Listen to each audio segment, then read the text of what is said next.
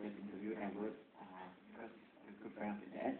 But when you were making this documentary back in 1999, was it for what was the purpose? Was it for your student project or? Yeah, it's kind of. I didn't really know how to go about it. I was like trying something new, really. So I didn't have anything in mind at the time. And then when I looked at the footage afterwards, you know, like it looks like when I closed my eyes when I saw the footage. Technically it wasn't very good, but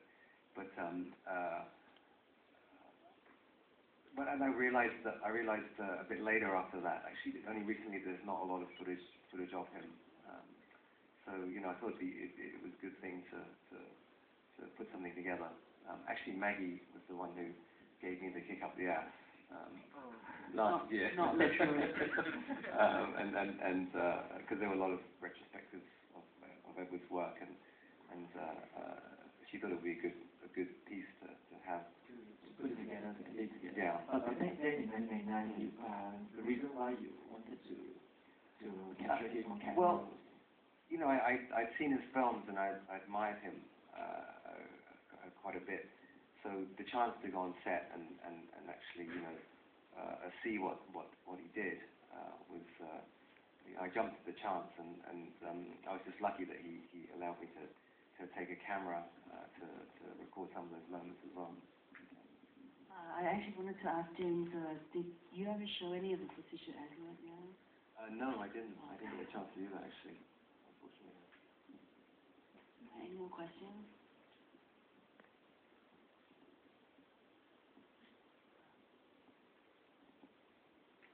Right. Okay. So maybe you can talk a bit more about your friendship with Edward, yeah, and then the kind of communication you had, throughout. So I can just say a little bit. Actually, there's he spoke a little bit more about how my dad influenced him, because their films are very different, the styles are very different, the concerns are the themes are very different. If you look at it from that perspective, they don't seem to be very close in terms of filmmaking. But what Edward said was that with my dad, everything is possible.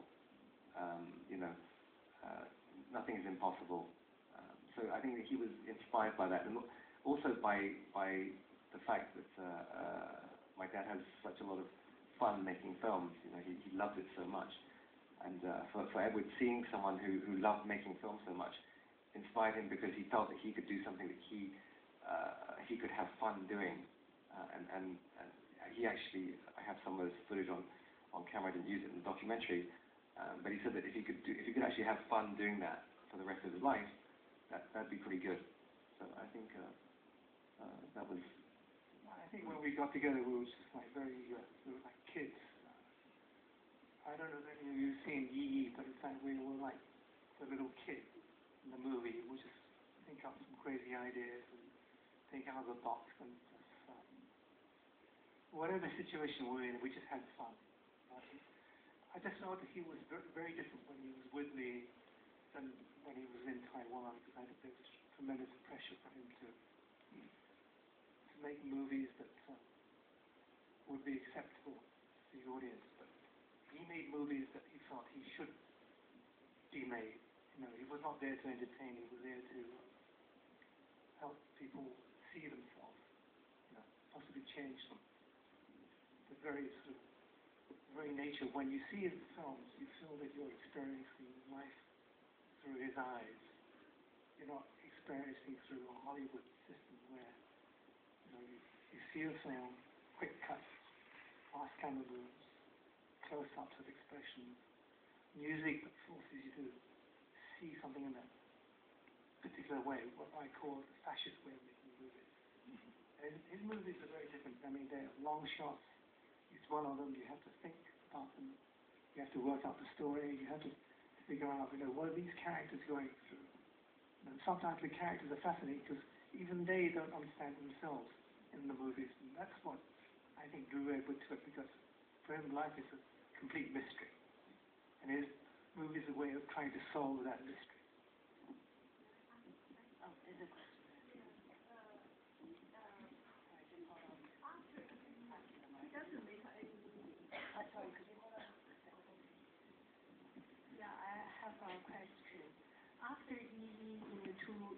2000s, and director Leong hasn't make any movie. I just wonder, after that year, and if he did any effort on any project, and what happened? I think Kylie probably wants to answer that, but what I gathered when he with Retrospective, he was involved in a very complex animation project. That doing animation is not making like making a movie. A movie takes 2 years to do, but doing animation can take anything between 5 to 10 years because you have to set up a whole system. Each frame has to be drawn with a lot of care. It takes time. And he was working on that. It was like one of his passion projects because basically he loved, drawing, making comic book stories. That's what he wanted to do. And I'm sure if you say later on, you'll see some of the scenes that he was trying to develop with these wonderful images. So whatever he was going to do, I'm sure it would be in a new way of looking at animation movies. That's why it took time to do that.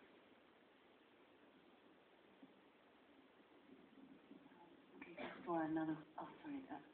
Actually, I have another question for James. Because when you started making the film, did you discuss with him every day before you start shooting what you'd shoot, or did he just really let you walk around and do whatever you wanted? It's like when my friend asked, "Do you have any directing tips?" and he said, "Just do whatever." I mean, really, he was like that. He allowed me to roam around, and of course, I try not to stumble over their equipment and get in the shot and stuff like that.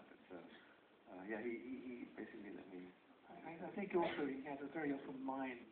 He had a script, but when he went to a location, things would change very, very quickly.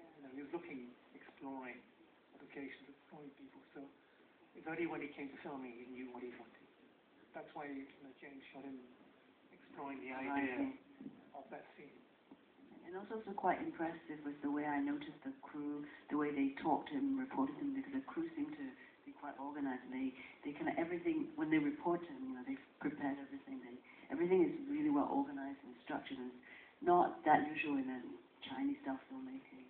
That's also very, and it's partly because he trained his crew who were started out as students, and he also got them involved, not just doing this one thing about finding the right child star, but the way training them in script writing. I just wanted to add this because Yang Shun-Qing, who also became a director later, who worked with him on many of his projects, first as a co-script writer with Hong Hong in The Bride or something. I noticed the way that when he was talking about all the little kids that's supposed to be playing with the Yang, the way he reported, he got their names and he described their characters very clearly. And that's the training he got from Yang, and Yang cares so much about character and their background that even when they're just looking for some child extra, Shun already knew what he wanted and he was reporting what he wanted to know.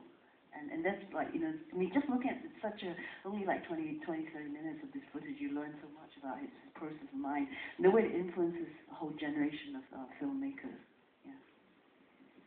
And I think that he actually gave the people that he trained. I mean, I think that Alex he was also Asian by some of it. Yeah, he also co-wrote the script. Co-wrote the script too, yeah. And he gives him so much responsibility to go and find stuff for him. So I think the people closest to him worked with him, he trusted them and let them make some of the creative decisions as well. I think, Yeah, and also because of the way he got all his students like Jiang Xiuchong and Chen Yuan and all them and Hong Hong to teach the extras and to teach the children. He set up acting workshops for children and young people, before he even started production. And this kind of style of filmmaking is more common in the West and in Taiwan or Hong Kong at the time. It's quite interesting. Also, one of the things I would have done is just try to film the kids that he was pointing out. But the girl earlier who shouted, can I be an actress? And there's a lot of money involved. She actually got 2 lines in the scene where Yang, the little boy, is humiliated. She's one of the girls sitting there examining the photos. I can't remember what her line is, but he actually found them just a few days before and put them in the scene. But it feels so natural. It doesn't feel forced. It's and I think that takes a lot of skill to do. I think there was a question from this side. Sorry for interrupting. James, besides of that, are you influenced by any other filmmakers in the filmmaking? And hang on just a minute. I don't influence him at all. He never listens to me. No, it's not true. by you? No. Actually, my dad was kind of he was the one who said, hey, why, Edward is filming so he's the one who gave me the original Kick Up the Ass before Maggie did 12 years later. Other filmmakers, yeah, lots and lots. I mean, yeah, I think it's a conversation we could have, like, yeah, lots of other filmmakers.